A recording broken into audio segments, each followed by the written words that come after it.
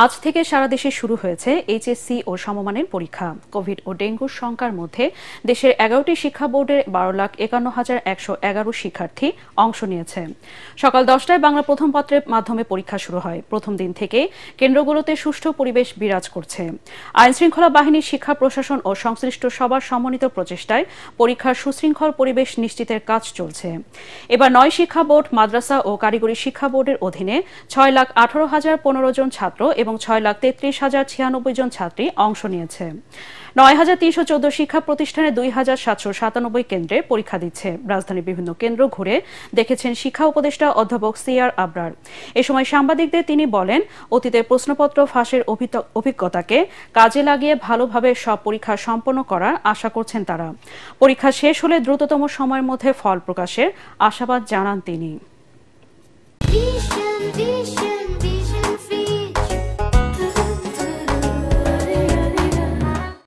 জুলাই গণহত্যার সময় রংপুরে বিশ্ববিদ্যালয় ছাত্র আবু সাইদ হত্যা মামলার তদন্ত শেষ হয়েছে।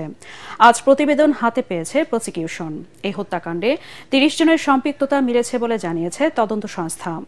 আন্তর্জাতিক অপরাধ ট্রাইব্যুনালে এই মামলার আনুষ্ঠানিক অভিযোগ দাখিল করা হতে পারে আজ। ইরান ইসরায়েল সংঘাত থামার পর প্রকাশ্যে আসছে দেশ দুটির ভেতরের অজানা নানা চিত্র ও তথ্য। নিজেদের পক্ষে বিপক্ষে পাল্টাপাল্টি নানা দাবিও করছে তেহরান ও তেল আবিব। 12 দিনের এই লড়াইয়ে শীর্ষ সামরিক কর্মকর্তার মৃত্যু ও পরমাণু প্রকল্পের ব্যাপক ক্ষয়ক্ষতির কথা স্বীকার করেছে ইরান। তবে ইসরায়েলের সঙ্গে ইরান সাহসিকতার সঙ্গে লড়াই করেছে বলে স্বীকার করেছেন মার্কিন প্রেসিডেন্ট ডোনাল্ড ট্রাম্প। আগামী সপ্তাহে ইরানের সাথে আলোচনায় বসার কথাও জানান তিনি। বিস্তারিত শরীফুল ইসলামের প্রতিবেদনে। ইরানের পরমাণু স্থাপনায় হামলার জেরে মধ্যপ্রাচ্যে মার্কিন সামরিক ঘাঁটিতে রোববার সফল অভিযানের মধ্য দিয়ে সমাপ্তি হয় তেহরানের অপারেশন ট্রু প্রমিস 3। গেল 13 জুন ইসরায়েলের প্রথম হামলার জবাবে তেল আবিব, জেরুজালেম ও হাইফা শহরে ক্ষেপণাস্ত্র বৃষ্টি নামিয়ে বিশ্বের সামনে নিজেদের সামরিক সক্ষমতার জানানো দেয় ইরান। ইসরায়েলের আকাশে সর্বাধুনিক প্রযুক্তির বাহারি সব নামের ক্ষেপণাস্ত্রের চমক উত্তেজনার সাথে হালকা বিনোদনও জুগিয়েছে মুসলিম বিশ্বকে। মার্কিন প্রেসিডেন্ট ডোনাল্ড ট্রাম্প সোমবার নাটকীয়ভাবে যুদ্ধবিরতির ঘোষণার পর এখন শান্ত দুদেশ। তবে প্রায় 2 সপ্তাহের এই লড়াইয়ে ইরান ও ইসরায়েলের ধ্বংসযজ্ঞ, নানা রহস্য ও তথ্য বেরিয়ে আসছে সবার সামনে। ইরানের হামলায় ইসরায়েলের রাজধানী তেল আবিব সহ কয়েকটি এলাকা এখন অনেকটা গাজার মতো ধ্বংসনগরী।